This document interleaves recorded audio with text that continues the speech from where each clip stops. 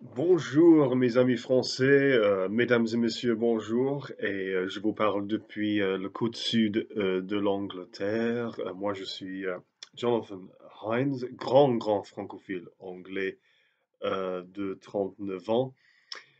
Je vous parle depuis une nation européenne en pleine révolution, ou bien presque.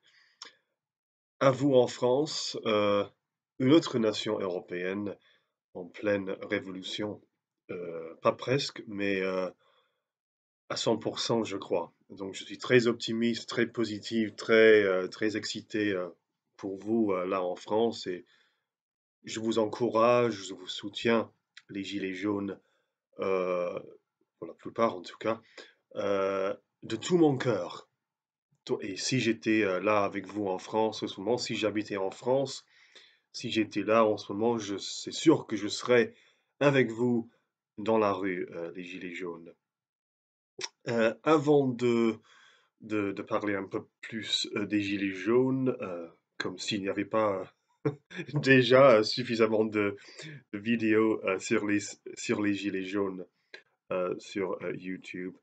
Heu, bon, c'est hallucinant, hein, le nombre de choses qu'on peut voir, qu'on peut regarder sur YouTube, sur, la politique, heu, en ce moment. C'est hallucinant, il y a quel climat, politique, en ce moment. Mais avant ça, j'ai oublié de me présenter.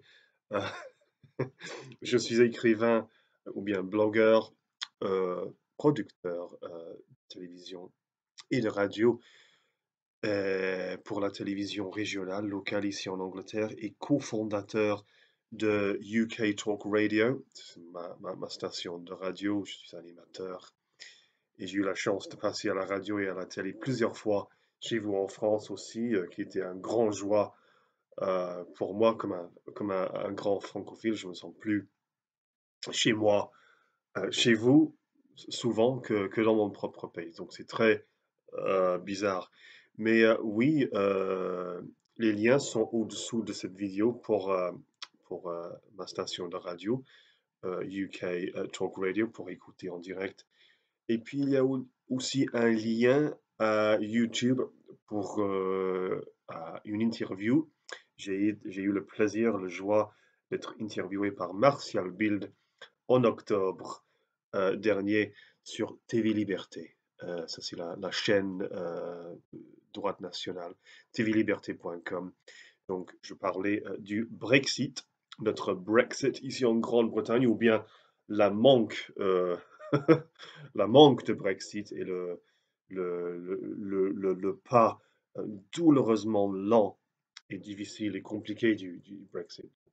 Écoutez, cette interview-là, ça fait 3 mois que c'était fait il y a 3 mois, mais il n'y a pas beaucoup qui a évolué ou qui a progressé ou changé depuis 3 mois. Donc, mais voilà, le lien pour cette émission-là est au-dessous et mes détails pour me contacter. Si vous avez des suggestions pour une autre émission, ou s'il y a quelque chose que je peux faire pour vous là en France. Mais les gilets jaunes, je vous soutiens de tout mon cœur. Je sais que c'est une révolution et vous forcez de gros changements, de grandes évolutions dans la société française dès les racines. Donc, je suis convaincu que vous allez gagner, mais et je vous encourage de rester calme, très calme, et de rester très fort en même temps, comme je crois a conseillé François Asselineau de l'UPR. Il a dit qu'il fallait être calme, mais en même temps forte. Mais pour parler des CRS et de la police dans les manifestations, je suis, de beaucoup de façons, je suis de droite.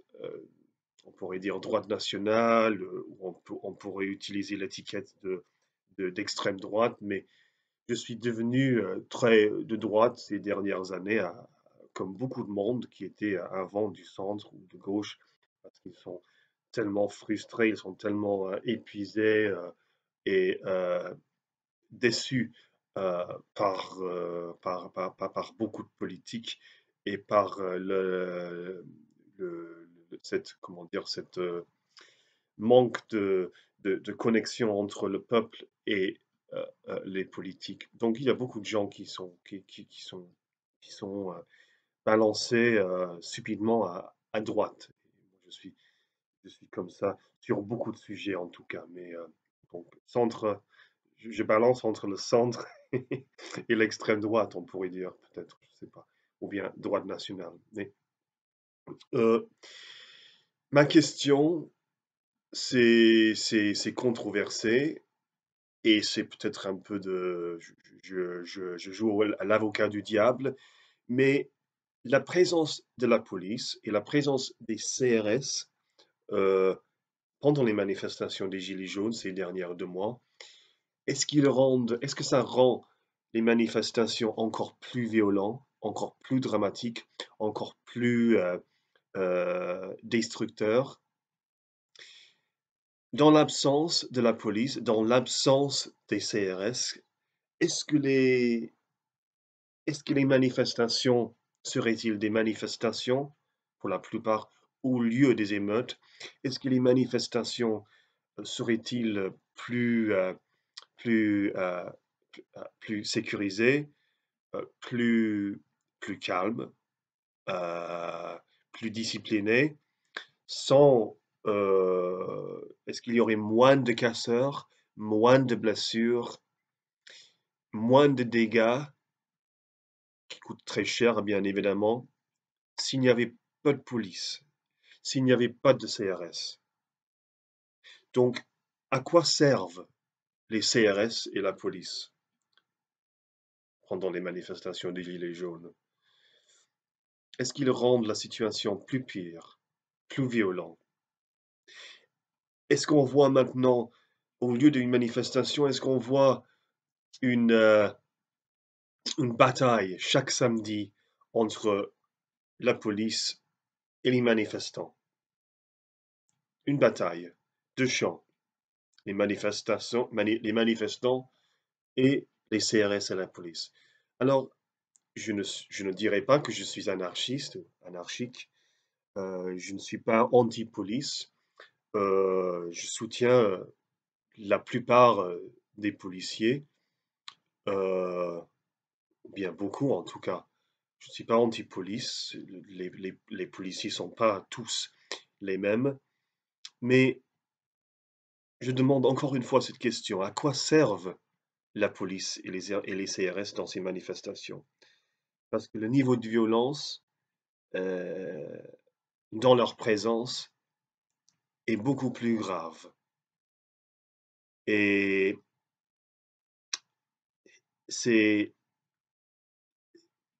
la, la police, je sais qu'il y a beaucoup de polices, peut-être la plupart, qui soutiennent les gilets jaunes pour la plupart. Il y a même des policiers qui ont bien évidemment changé de camp, ils ont changé à l'autre camp, à l'autre côté, euh, le côté des manifestants, ce qui est encourageant. Mais malgré le stress qu'expérimentent énormément de policiers en ce moment, et malgré la tension, malgré les complications et la nature chaotique souvent de ces manifestations, c'est sûr, c'est sûr qu'il y a beaucoup de policiers qui ont fait de grosses erreurs, qui ont franchi, on pourrait dire, la ligne. Il y a pas mal de policiers qui ont franchi la ligne. Je sais que c'est compliqué, c'est chaotique, c'est difficile, mais le fait reste que la plupart, la majorité, la grosse majorité des manifestants ne sont pas des casseurs, ils ne sont pas violents. Donc, si on leur laissait faire ce qu'ils vont faire dans la rue, si on leur laissait manifester, défiler dans les rues, sans police, sans sécurité, est-ce que ça rendrait la situation beaucoup mieux? Pour moi, il semble, alors, corrigez-moi si je me trompe, mais pour moi, ça me semble logique. Heu et il paraît peut-être fou de le dire, mais pour moi, ça semble être, la vérité. Et peut-être, sur internet, il y a beaucoup de, comment dire, de fausses nouvelles, de fake news, il y a beaucoup de sensationnalisme, comme on dit en anglais, il y a beaucoup de choses, il y a des vérités, des demi-vérités, énormément de choses qui sont dites, énormément d'opinions. Il y a des gens qui disent que la police en France devient un peu comme les, euh, les Gestapo de la Deuxième Guerre mondiale, la Gestapo nazie. Il y a ceux qui diraient que ça, c'est une pointe de vue euh, folle et extrême, et on ne peut pas parler de la France et de la police française comme ça. Mais j'essaye toujours d'être équilibré et de rester logique malgré le chaos et le gravité de notre situation politique en Europe en ce moment. J'essaye toujours d'être aussi équilibré et logique que possible, mais je crois que la police en France risque d'aller vers, de plus en plus vers une dictature, entre guillemets. Donc, ce n'est pas une dictature en France, mais le risque, c'est que si les manifestants ne continuent pas à, à se battre, la France va aller de plus en plus vers une, on pourrait dire, une sorte de dictature. Mais pour changer de thème un tout petit peu, et je vais revenir aux Gilets jaunes et la police française dans quelques instants, mais c'est intéressant d'observer les gilets jaunes français depuis ici, en Angleterre. Donc il y a pratiquement rien sur les gilets jaunes euh, dans l'actualité en Angleterre, sur les chaînes d'information. Il y avait, il y avait des actualités, il y avait des images, des reportages sur les gilets jaunes euh, vers la fin du mois de novembre, début décembre, mais depuis le début de décembre, il n'y a plus de couverture, il n'y a plus de reportage vraiment sur les chaînes générales d'information dans les actualités en Angleterre. Donc en Angleterre, on ne sait pas vraiment que ça continue, on ne sait pas vraiment ce qui se passe avec cette révolution que vous expérimentez en France en ce moment. Les Anglais, les Britanniques, je crois, ils pensent que tout ça, c'est, c'est calme maintenant, c'est fini, c'est disparu pour la plupart. Ils ne sont pas conscients du niveau euh, et l'ampleur de cette révolution, de ces manifestations qui continuent.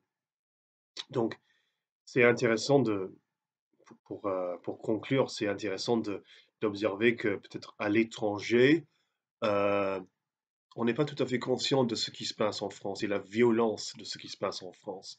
Parce que euh, depuis le début du mois de décembre, euh, on n'a pas beaucoup de ça sur les chaînes euh, anglaises. Et je dirais peut-être il n'y a pas beaucoup sur les Gilets jaunes et cette violence en France sur les chaînes, sur les autres chaînes étrangères.